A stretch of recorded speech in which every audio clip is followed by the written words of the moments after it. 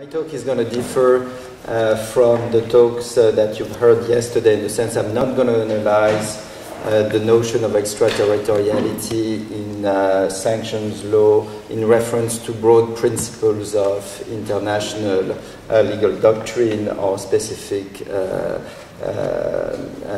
conformity with specific regimes. I'm going to give you the perspective of the compliance officers who work in banks, and that was what I discussed with Charlotte, and why she proposed me to present you some of the preliminary research findings of that ERC project that Régis mentioned, which is reaching the middle of it. And in that project, we not only interview bank compliance officers, but also sanctions experts and EU and US diplomats who have been negotiating, in particular the Iran deal, because a lot of our focus is on the implementation and the evolution of the banking reform that has taken place in the context of this Iran deal. So the perspective is quite different because, as Régis said, for compliance officers, they rarely know about legal doctrines of sovereignty or they are not trained in law. Most of them are coming from law enforcement background. Actually, you have a lot of people, just to give you an idea, in the US who are former FBI agents, or in Canada who are former drug agency officials, who are basically people who do investigations. Okay? And that's what they want to do, is make sure that suspicious activities is tracked, found, and that they can get rid of suspicious clients on behalf of their banks. So for them, the regulatory framework which they think about is not found in US acts. They are never reading this, CISADA or Helms-Burton and wondering whether it fits with legal norms. What they really care for is whether their bank has a specific internal policy. So the regulatory framework they are looking at is the internal policy of their bank, which is actually a complex articulation of overlapping regimes, because here we are talking about global banks, those systematic banks. 35 of them are listed, and basically they have operations in many countries. So they have a compliance office that sort of summarizes how inter-border payments should be assessed, the level of risk of the bank, and specific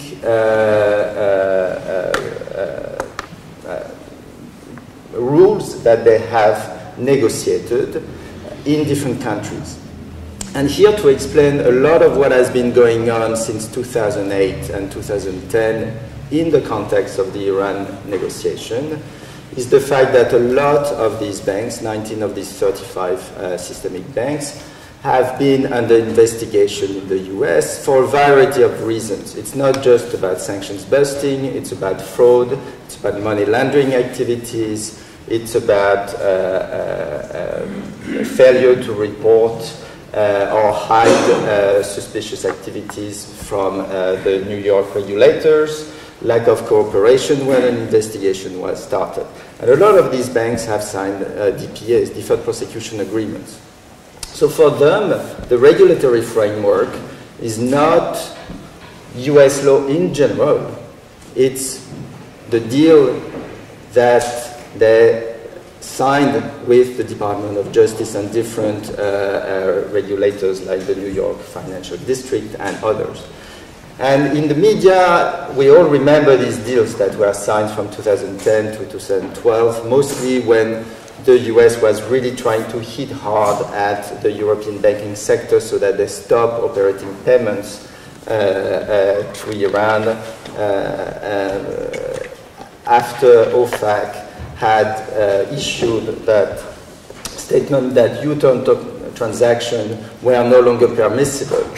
with regard to Iran, which only dates back from November 2008. We think, sometimes that U-turn transactions were always illicit. It's not the case. It's actually a new ruling from 2008 that actually starts preventing this. So, and a lot of the banks complied. I think only BNP Paribas was really charged for that. The other banks, like HSBC or Standard Chartered, was charged for fraud or other issues. So when in the media it's fairly well known that all these banks resulted in multi-billion-dollar settlements. We remember the BNP Paribas fine around $9 billion, etc. But these deferred prosecution agreements have actually many other clauses that are as constraining as this financial fine, and even more constraining. And that's the context in which actually all these changes in the banking compliance profession are taking place. Most of these deferred prosecution agreements force the banks to change the compliance executives. They've reordered the lines of authority in the bank, where basically now chief of compliance have to directly report to the CEO. So it was actually they have actually to increase a lot their staff. HSBC moved from about 100 compliance officers worldwide to more than 1,000. I think BNP Paribas is now about 500.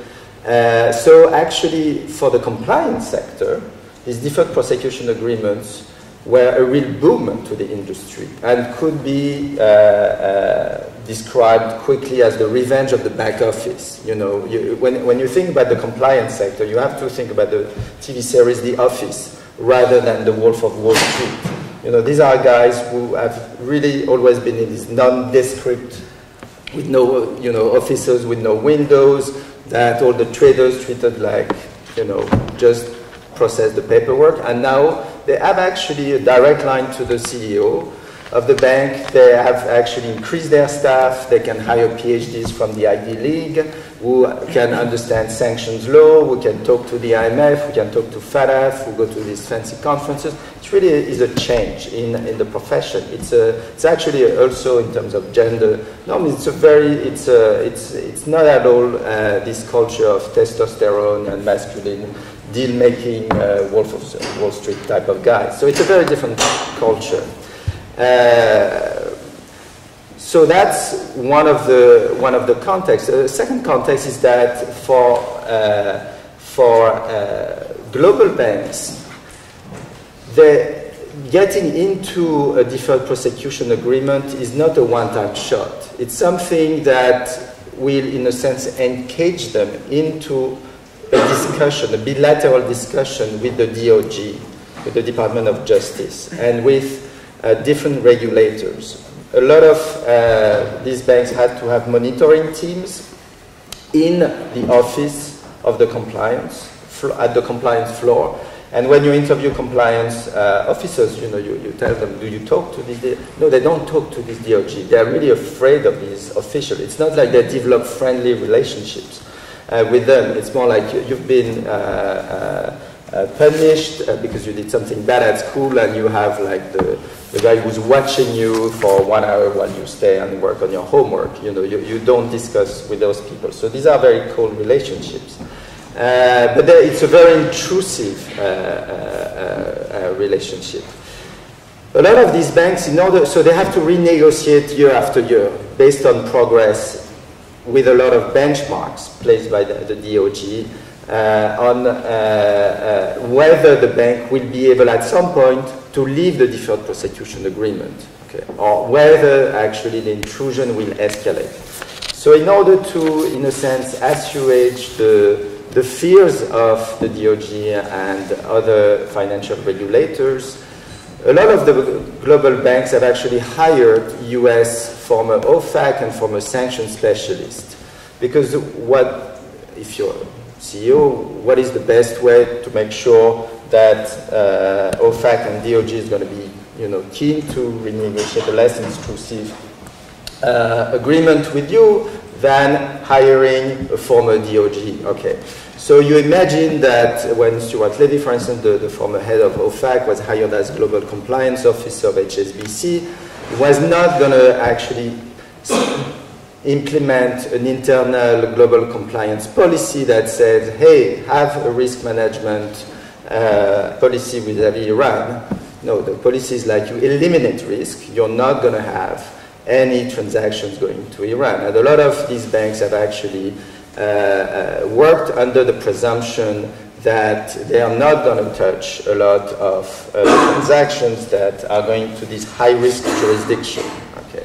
Because if you define them as high risk and you define the level of appetite of your bank as going from low to medium risk and you avoid high-risk jurisdiction, you're just going to eliminate risk associated with these transactions. So this is the sort of regulatory framework in which most of compliance officers in the many branches of these global banks are operating.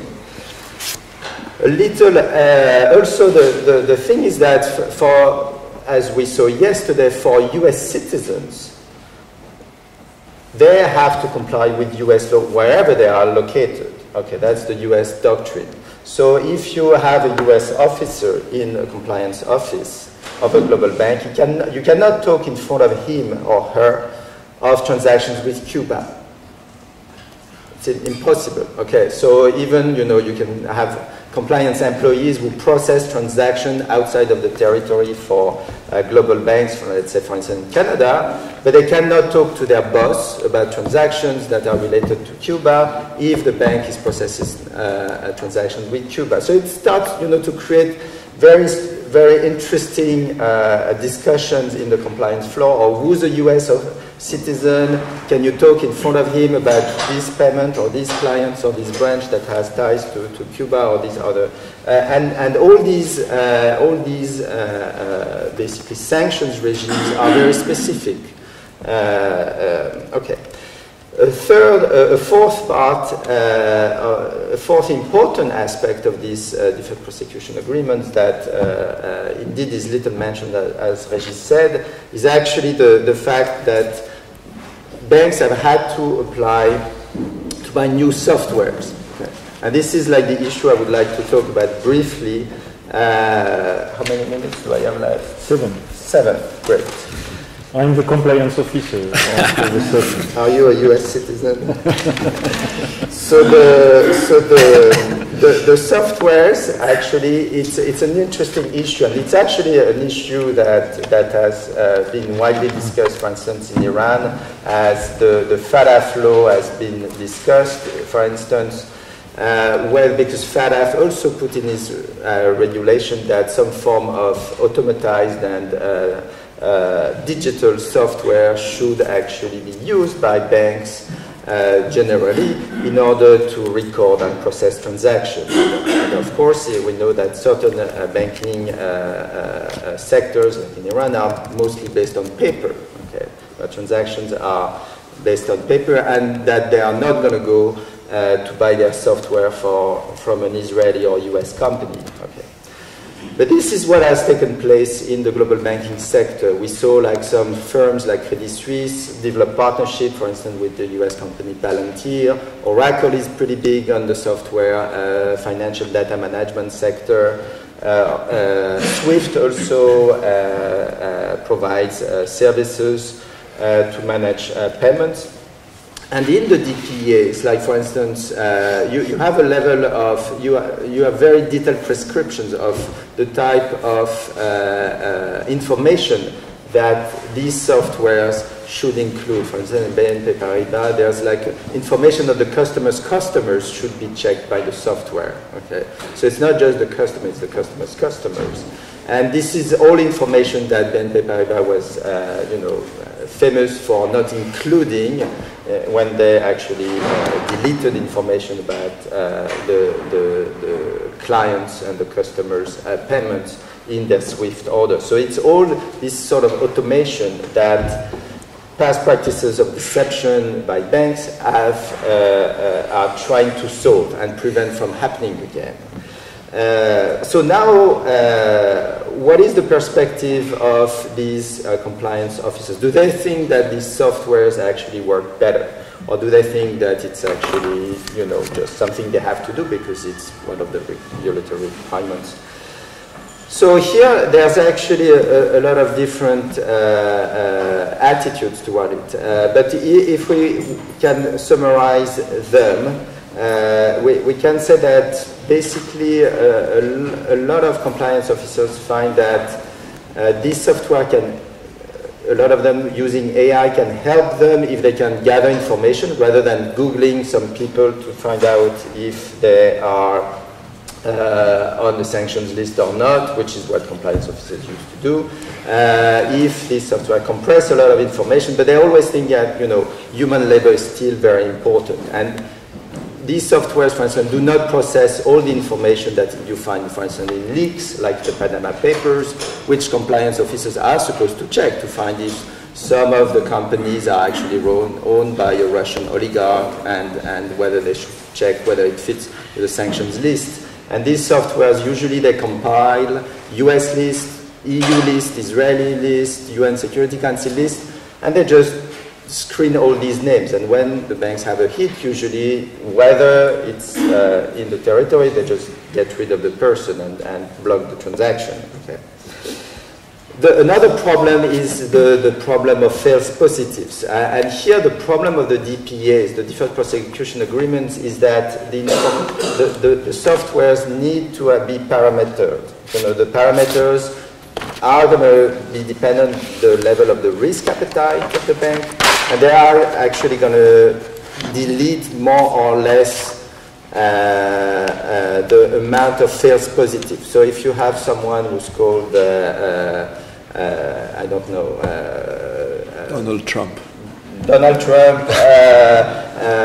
Or Mohammed bin Ali from Pakistan, you're going to have thousands of Mohammed bin Ali from Pakistan. So what is the level of risk you want to... So usually these compliance officers have to experiment with these softwares. The problem being, okay, and the problem being that actually in the DPAs, all the experiments need to be recorded, and then the GOG can ask, why did you choose that parameter and not that parameter, and choosing this has made you exclude that person who was in your previous search, and now you got rid of it, can you explain to us? And it's not something they would like to be grilled about. So they usually actually use it in a rather blind form. Two big issues also with the software is whether these softwares, when they're developed by US companies with former CIA or FBI officers, do they have a backdoor? So if your global bank has actually a software that is developed by a US company, can it be used by OFAC and other intelligence agencies to actually check the payments, whether the company has advertised it or not? You all remember the precedent of the Treasury having a special deal with SWIFT to monitor which transaction could be related to sanctions busting activities. So there are these suspicions that, you know, you're not completely free, and in the recent Chinese cases against Huawei, for instance, there's been in public this suspicion being aired that actually it's HSBC's financial data that may have been used actually by the Treasury to find certain connections of specific Chinese company affiliates to Iran companies. So these global banks' financial softwares can use basically as radars to find out whether there have been transactions to sanctioned countries. And the last one is also that these softwares can be hacked. There has been some incidents with North Korea hacking some SWIFT software to change payments and hijack large sums of money.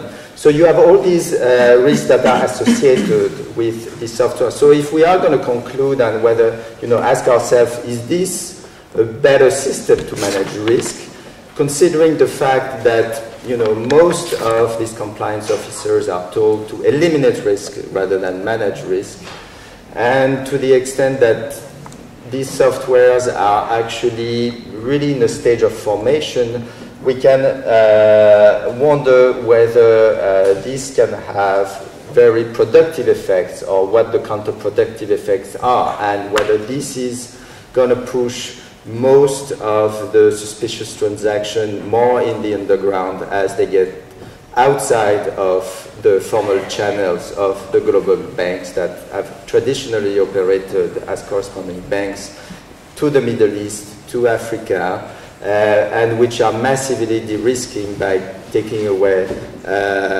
correspondent banking relations from these regions. So thank you very much, and I look forward to the discussion.